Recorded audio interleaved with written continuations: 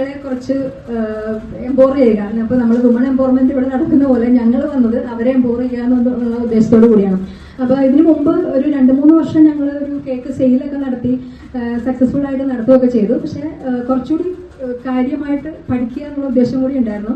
കാരണം ഇപ്പോൾ പുതിയതായിട്ട് വരുന്ന ട്രെൻഡുകളും പുതിയതായിട്ട് കേക്ക് മേക്കിങ്ങിൽ തന്നെ പുതിയ ട്രെൻഡുകളൊക്കെ വരുന്നില്ല. അപ്പോൾ അത് ഓരോ സമയാസമയങ്ങളൊക്കെ പഠിച്ചെടുത്താലാണ് നമ്മളും ആ രംഗത്ത് നിലനിൽക്കാൻ പറ്റുള്ളൂ, അതുപോലെ തന്നെ ആ കുട്ടികളെയും പഠിപ്പിക്കാൻ പറ്റുള്ളൂ എന്ന ചിന്തയിൽ നിന്നാണ് ഇവിടെ വരാൻ സാധിച്ചത്. അതുപോലെ ഇവിടുത്തെ ആംബിയൻസും നേരത്തെ പറഞ്ഞ ആംബിയൻസും ഇവിടുത്തെ സൗകര്യങ്ങളെല്ലാം വളരെ നന്നായിരുന്നു, പെർഫെക്റ്റ് ആയിരുന്നു.